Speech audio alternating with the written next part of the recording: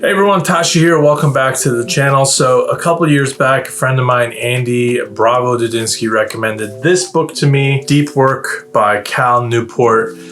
He said it totally changed the way he thought about the work that he did, and I bought it. And it honestly sat on my shelf for about a year before I was like, I think this was like 2020, pandemic time. I was just like, okay, you know what, now's the time. Let me go read this book. And it has like totally changed me. It's one of the most impactful books that I've read. And so I just had to kind of share the learnings with you all today. I think for me, what was most interesting is it put a language and words to a lot of the feelings that I had for, so many years. And it gave me a way to like talk about this and understand myself. And that was so profound for me. So if you like videos like this, go ahead and subscribe and let's jump right in. Okay, so what is deep work? So deep work, as it's defined, is the ability to focus without distraction on a cognitively demanding task. So basically it's your ability to work on one thing and focus on that one thing for an extended period of time. That task typically is very demanding of your focus and your senses and your kind of energy, right? For me, what was interesting is, I had been doing a lot of deep work and feeling like I needed time for deep work without even understanding what deep work was as kind of a concept. Okay, so one of the points that Cal makes in this is that really only truly valuable work comes from deep work. I would say I mostly agree with this. As a PM / producer and working with a lot of producers who do shallow work, think like email, meetings, things like that. It's a critical part of big products, shipping them and whatnot. Sure, there's deep work that those people do, but there's also more shallow work that they do that is also super valuable, right? You can't ship a game, you can't ship a product without having this coordination, especially if you have remote teams, people in different areas, or external partners who live in even different countries. So there's a lot of shallow work that goes into these things that I think is really important. But I mostly agree. I feel like for myself and the work that I've done in HCS and Halo, when I get the time and space to think about really big problems and really complex problems, that is when ultimately the downstream work from that thinking is able to happen and be successful. When we were building out the Halo Infinite HCS program, there were a lot of meetings that I had with myself or just with my manager, Elizabeth, where we would just get into a room with a whiteboard and just kind of map out high-level philosophical stuff. What is our mission? Like, what is the vision for this thing? What are the high-level goals? What aren't the goals? Like, what do we want to go after? What don't we want to go after? What was wrong that we did in the past and what was right that we did in the past? Where is the game product today and where is it going? Where is the industry going? There was so much like thinking that had to be done and mapping things out.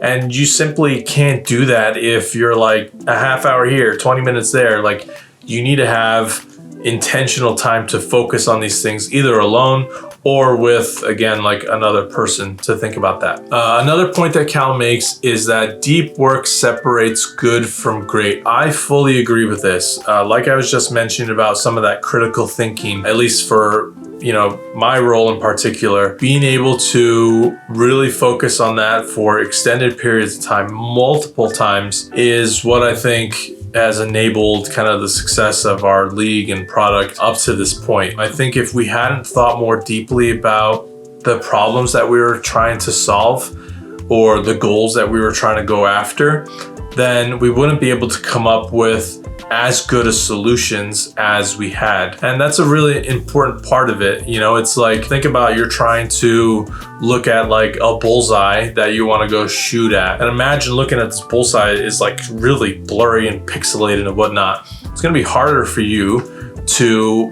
hit the bullseye right in the middle. The more time you spend, at least in my experience, the more time I spend thinking about these problems, the more clear they become, and therefore the better the solutions that can come out of it. So the third point that Cal makes is that deep work brings you tons of joy. So he goes on to say, your work is craft, and if you hone your ability and apply it with respect and care, than like the skilled wheelwright you can generate meaning in daily efforts of your professional life. I agree with this entirely. I get so much satisfaction from deep work sessions. So a lot of times it'll be, again, like me in the studio either during a work day or like late at night, or it'll be me on a plane with just a notebook writing my thoughts and ideas. I'm thinking, I'm processing, and I'm working through problems in my head. All of these things, you know, again, I feel so accomplished when I come up with this solution, or I've thought about this problem more clearly, or I've,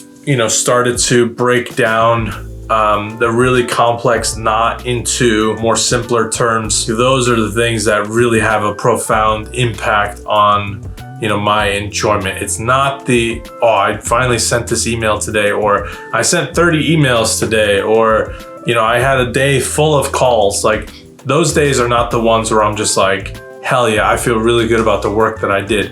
It's the deep work and then seeing that come to fruition that really makes me feel like, you know, I'm having the biggest impact, and that is what makes me most happy. Another point that he makes in a quote that I want to read is, the key to developing a deep work habit is to move beyond good intentions and add routines and rituals to your working life designed to minimize the amount of your limited willpower necessary to transition into and maintain a state of unbroken concentration. I agree with this, and this is something that really resonated with me and kind of touches on what I said at the top of the video, which is, you know, it's this book kind of like spoke a language that, or put words to things that I was feeling for years at work. When I knew I had a complex problem to think about or solve, I would escape in the studio. I would lock myself in the HCS room or another room, or I would just say, chalk it for the day. I'm gonna come back late at night when no one's here and I'll have no distractions.